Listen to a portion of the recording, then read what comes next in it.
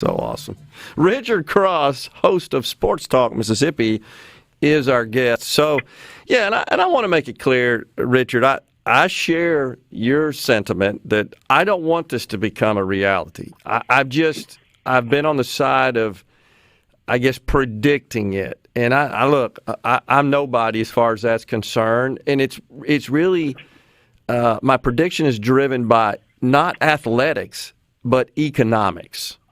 And I see a time in the not-so-distant future where we kind of transition away from these traditional go to school 4 or 5 years with some structured curriculum and come out with a degree.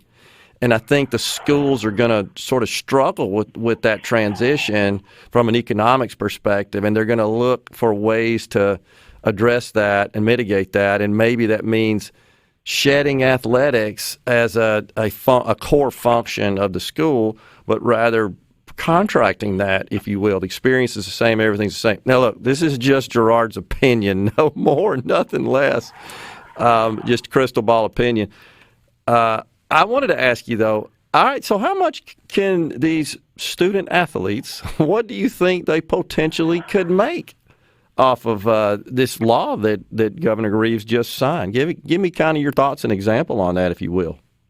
There is so much to unpack from what you said before you asked that question, and the timing of the question that you asked, or the statement that you were making, is fascinating. I was actually on the phone earlier this morning with one of our state's brightest business leaders who has concerns about the trajectory for student enrollment.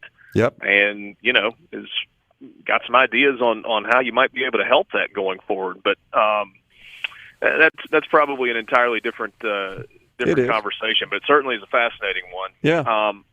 Look, within the kind of as a subset of sports as a whole, I've always been wildly fascinated by the business of sports, the business side of college athletics and professional athletics. Sure. So, to specifically answer your question, I mean, I think the range is vast in terms of what student athletes have the ability to earn based on their name, image, and likeness. And this is kind of, I'll give you a national example and then a forthcoming local example on the high end of the spectrum. So Zion Williamson, who played 1 year at Duke a couple of years ago and is now with the New Orleans Pelicans, was probably the most marketable college basketball player of the last at least decade, maybe 2 decades.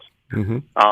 All of his games were on national television. He was a star. He had that smile that, just ear-to-ear grin. Yep. The body type to go along with the way that he played and his performance on the floor, he would have been a 7-figure guy. Okay. But that would be the exception. Seven figures while he's in college, right? We're talking about while he is in college. Wow. And I don't think it would have been. I don't think the first number would have been a 1. Gotcha. But here's the thing. So a school like Nike, a company like Nike, who is already contracted with Duke, would be looking down the line to, this guy's only going to be in college for a year. We can go ahead and get the deal done now. And maybe it's a multi-year 8-figure deal that just carries over into his time in the NBA, because it's only, a year away or 6 months away. Yep. He's the outlier in college basketball. So forthcoming, more local example, Arch Manning, who is a rising junior at Newman High School in New Orleans, and is the son of Cooper Manning, has already been ranked as a 5-star quarterback. And every major football program in America covets his signature for him to be their future quarterback. Yep. He's going to be a big earner, if he so chooses, as a result of name, image, and likeness. But let's use Ben Brown as an example. I think he was a senior last year on the Ole Miss offensive line. About to go play in the NFL. Yep. Offensive lineman. So is Ben going to command what the quarterback commands? Of course not. But I think that there are multiple things that somebody like Ben Brown could capitalize on. One, these kids are going to have the ability to generate revenue through social media channels. And Instagram has kind of changed its algorithm on how people get paid. if you've got a certain number of followers, then you kind of fall into the influencer category, and you can get, compensation for posts. Right. But I think you'll have companies, Mississippi companies, even if we're talking about a Mississippi player, who will say, look, I want to attach our brand to them, but we're not going to sign them to a $50,000 contract to do commercials for us, but we want them to promote our products through Twitter, Instagram, Facebook, whatever, and because they've got a big follower base, maybe they can generate a few $1,000s over the course of a year. And then the other thing to me is a lot of these kids, especially Mississippi kids that stay at home and play for Mississippi State, Ole Miss, Southern Miss, they were stars in their hometowns, and maybe they came from small hometowns. Yeah. So maybe there's not an endorsement deal that comes from Oxford or a statewide company or Starkville or a national company. Maybe it's their hometown. Maybe they're from Greenville, and maybe there's a local tire shop that, watched this kid play football all the way up and says, man, we're going to do a billboard, we're going to put his face on it, and we're going to do some radio spots, and we're going to have his voice on that. And we're going to pay him $2,500. That's great.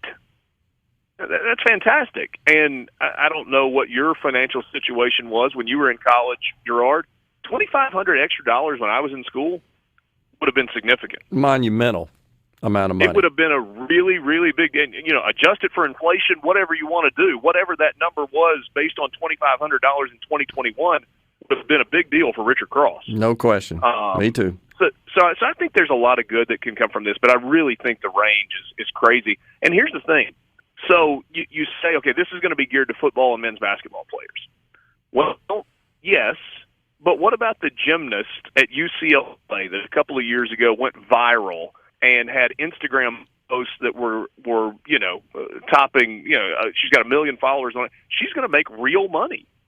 And it's certainly in a non-traditional deal. And then last example, let's use Jake Mangum at Mississippi State, okay. the unbelievable career that he had. Yep. So Jake didn't have the ability to teach. Think about kids in the Jackson metro area that for a month, when he could get home for the summer, if he chose to do so, would be willing to pay, parents would be willing to pay an hourly rate to him to teach their kids how to hit. Sure. I mean, it's an easy way for a college baseball player to go earn, $5,000 or $10,000 in the summer. Yep. So I think there are a lot of different things that are positive that are opened up as a result of this.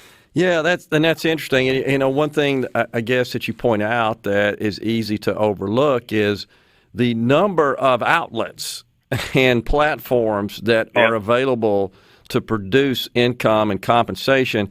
And while you were talking, I was thinking about when Ole Miss played Tennessee back when Peyton was on the team. You remember we went to Knoxville and played, and I went, and I remember going to the bookstore, if you will, on campus, which I don't know if you've ever been there. It's like a Walmart. It's gigantic. I mean, it's Tennessee. It's when they had 50,000 students and, 20 checkout counters, checkout lines, registers, and so forth. Anyhow, the place was covered up with Peyton Manning stuff, including these, full-size cardboard cutouts of Peyton standing in the pocket, with a football in his hand.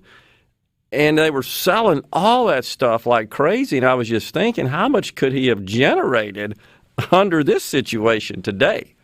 Good grief. Well, and in the past, you've been able to sell jerseys with numbers on them, but you couldn't put names on them. Right. So right. If you put, that Manning name on the back of a number 16 Tennessee Vol jersey, I mean, is there an avenue for him to receive compensation for that? That's I don't know the mechanics of how that is going to work. I think that's going to be complicated. Yeah.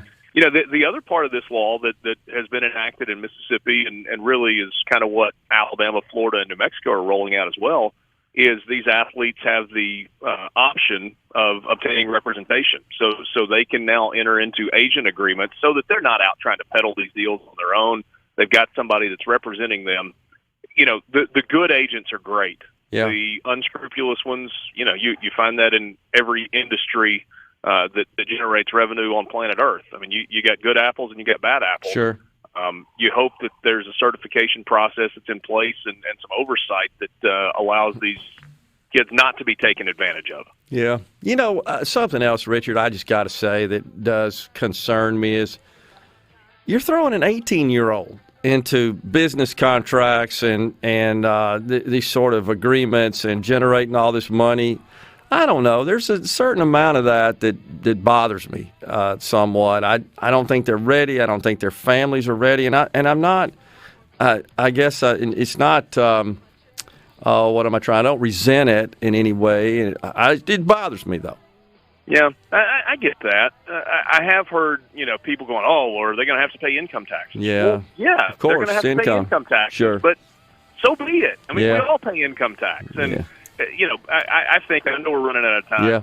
That college more than anything is about a transition into adulthood. Right, and so this is real life stuff. Right off the bat, lawyers and accountants, contracts. We got to go. We'll talk to you later. Thanks for joining us, Richard.